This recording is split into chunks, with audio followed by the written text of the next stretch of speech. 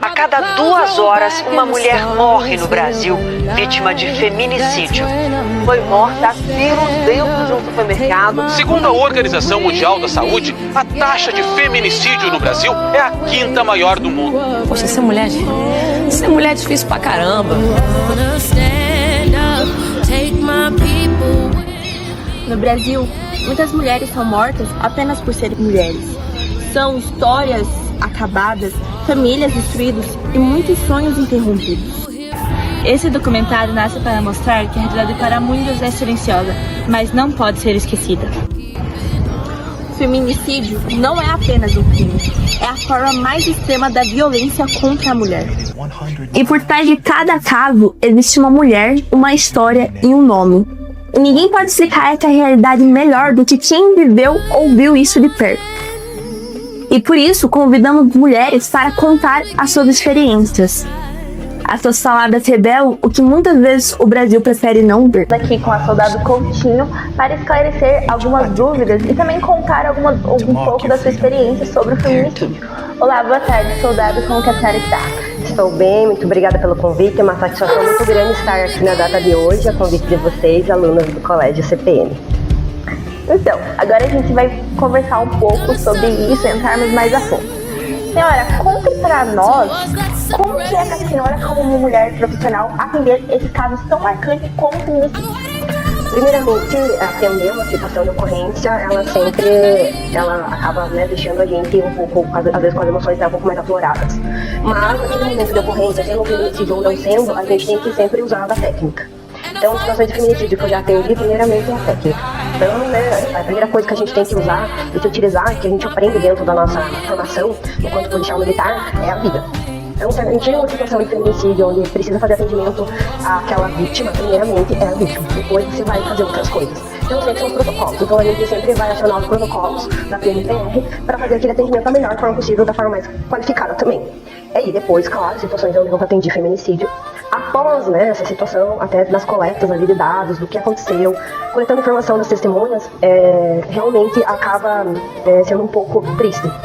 Porque depois a gente começa a pensar. E muitas vezes, ocorrências que nós atendemos, ainda mais algumas ocorrências de feminicídio, né, onde a vida daquela mulher foi ceifada, a gente não tem como dizer que não fica marcado. Então a gente vai pra casa, a gente fica pensando, porque assim, podia ser eu, podia ser você, podia ser a minha filha, podia ser minha mãe, e muitas mulheres acabam sofrendo violência doméstica. E aí, o último nível da violência doméstica é o feminicídio.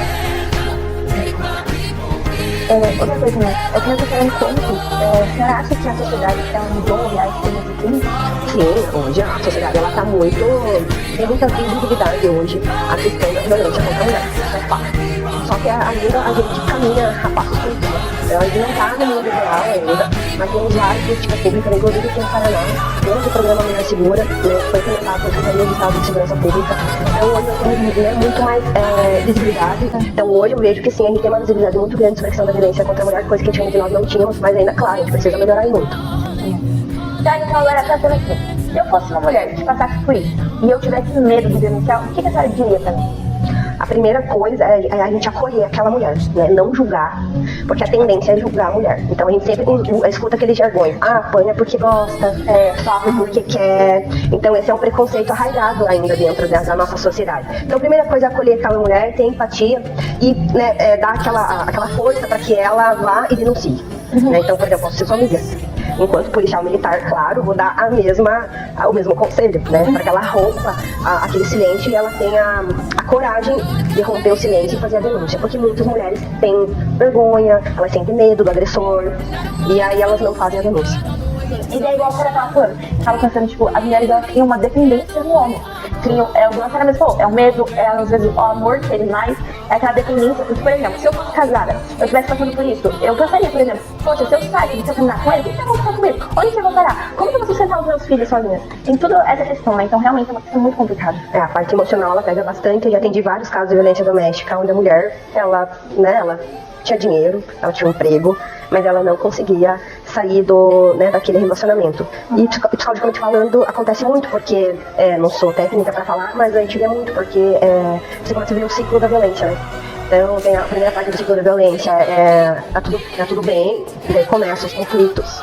daqui a pouco esses conflitos começam a se elevar, até que culmina aí na violência propriamente dita. E não que esse momento não haja violência, porque nós temos a violência psicológica também.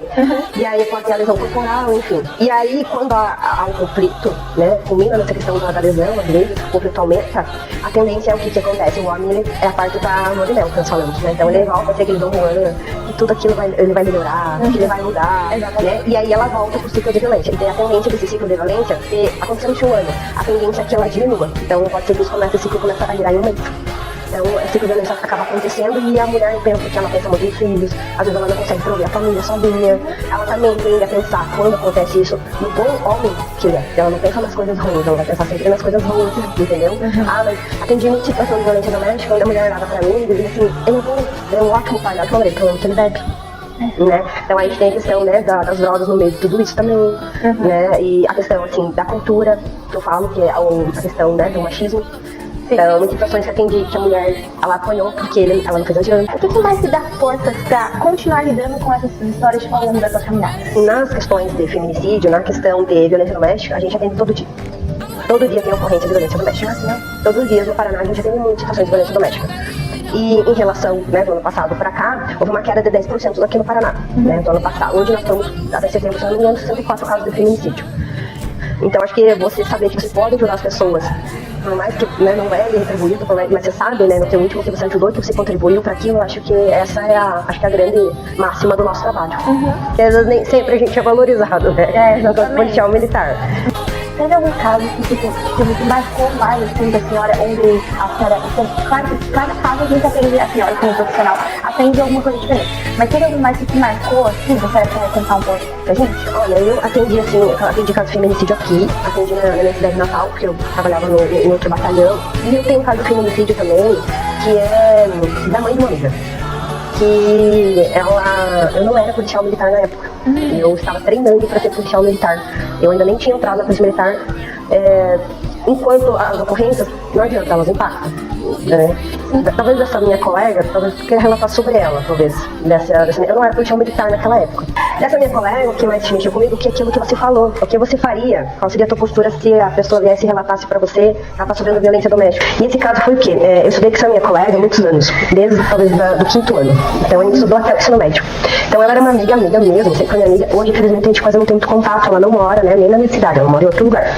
E eu era muito amiga da mãe dela, também. E a mãe dela, uma vez eu lembro, minha amiga já nem morava mais com ela, já éramos adultas, eu deveria ter talvez uns 21 anos, na época eu era bem jovem. E eu lembro que ela relatou que ela estava sofrendo, né, violência doméstica, que ela estava sendo ameaçada, porque ela já tinha rompido o relacionamento. Então ela já estava separada. Só que ele estava ameaçando ela, que ele ia matar ela, sabe? E naquela época foi, se eu não me engano, foi 2015, 2014, eu não me recordo bem qual ano que foi, porque o crime de feminicídio passou a ser configurado em 2015, né? Então eu não me recordo bem qual ano que foi. Mas eu lembro que ela veio e relatou pra mim o que estava acontecendo. E eu falei pra ela, olha, fulana, você tem que denunciar. Eu encorajei ela a denunciar. Ela assim, mas ele falou que ele vai me matar, né? Ela tava com muito medo. E eu olhei pra ela e falei assim, você entende que se você não denunciar ele, você vai continuar com esse medo o resto da vida? Que ele pode fazer ou não fazer. Então eu acho melhor você procurar ajuda do que você ficar com esse medo. E foi o que ela fez. E ela denunciou, fez boletim de ocorrência. E o que mais me impactou nessa história, que naquele dia era o domingo do Dia das Mães. Nossa. E ela morava próximo do parque onde eu treinava pra fazer o TAF. Então era um domingo que eu fui pra correr. Eu tinha que correr para o protesto físico da Polícia Militar, porque eu já estava pra ser chamada. E então eu sempre corria com frequência. E eu lembro que eu vi as viaturas da polícia próximo. Mas enfim, né, eu fiz a minha corrida e fui embora. Na segunda-feira eu fiquei sabendo que ele tinha matado ela. E eu nunca consegui conversar com a minha amiga, sabe? Eu acho que até hoje eu não teria coragem de falar com ela. Porque daí eu fiquei com muita culpa, sabe? Até ele chamou de lágrima, porque eu me senti culpada, sabe? Então imagina a pessoa que sofre violência. A pessoa se sente culpada. Eu então me senti culpada, falei, meu Deus, eu falei pra ela procurar ajuda. Então eu me senti culpada há muito tempo. E eu nunca consegui conversar com essa amiga. Eu nunca mais consegui, sabe? Eu não tive coragem, acho, ainda de falar com ela, porque eu sempre me senti culpada. Talvez por, sabe, ela ter denunciado. Mas hoje, enquanto polícia militar, eu sei que ele ia fazer igual. E quando a pessoa quer fazer, ela vai fazer. Ela vai punir aquela pessoa, nem que seja com a morte dela. Ele matou ela mesmo, ela já me demonstrado. Sim. Meu Deus. Foi no dia das mães, ela tava no restaurante. Ela saiu com alguns amigos, porque ela tem 2 filhos, né? Tinha 2 filhos. A minha amiga e o filho dela, mais velho, que era mais velho do que a gente, eu não tinha muito contato com ele. E a minha amiga já tinha casado, já tinha saído de casa, morava em outra cidade. E esse filho dela também morava em outra cidade. Então ela era sozinha. E esse homem que causou isso, ele não era o pai, né, dos meus colegas, era um relacionamento que ela teve. E aí ela tinha rompido, ele não aceitava o término. E aí, no dia, eu era muito amiga ali da família, eles me contaram o que aconteceu. Então ela foi almoçar no Dia das Mães, como ela não estava com os filhos, ela estava com um grupo de amigos. E aí eles foram até um restaurante próximo para comemorar o Dia das Mães. Então ela se juntou com esse grupo. E lá ela viu que ele já estava rondando o local. E aí, quando ela saiu do local, ele começou a perseguir ela. E aí ela ligou pro 190. E aí o policial falou pra ela não parar o carro, que continuasse falando com ela na linha e não parasse. Só que eu não sei se foi no medo, ela resolveu seguir o trajeto pra casa. Ela seguiu o trajeto pra casa, ela abriu o portão, ela entrou com o carro. A hora que ela entrou com o carro, ele pulou o portão e matou ela a tiros. Meu Deus. Então, eu, assim, essa talvez assim me impacta mais porque era uma pessoa conhecida minha, da minha vivência, né? Então me impactou muito. E assim, eu fui uma pessoa que encorajei ela a denunciar. Então eu fiquei com aquela culpa por muitos anos. Quando eu entrei na Polícia Militar, a gente vê a rotina de polícia, a gente vê, se começa a atender situações de violência doméstica. Hoje eu não carrego mais essa culpa, mas por muitos anos eu carreguei. Tanto que eu nunca tive coragem de procurar ela e dizer assim, olha, aconteceu isso, ela veio falar comigo. Eu nunca tive essa conversa com ela até hoje. E sobre os meus casos de feminicídio que eu atendi, impacta assim, sabe por quê? Porque você atende um local de morte, né? É muito triste. Então, senhora, e sobre os animais, as adolescentes, as crianças, tipo, o público mais jovem? A senhora tem algum caso a compartilhar, alguma experiência a compartilhar?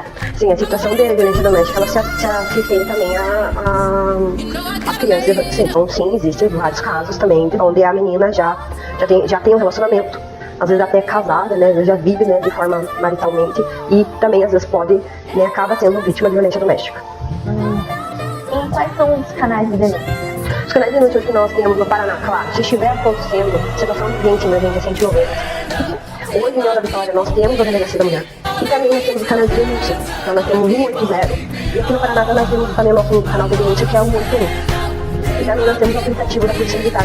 E daí lá também você pode fazer a denúncia via aplicativo também. Dá pra ver, tipo, se fosse de anônimo, mas aí não. O anônimo, o ideal seria 181. A 181 você pode fazer tanto pelo computador, quanto no celular, ou por ligação também.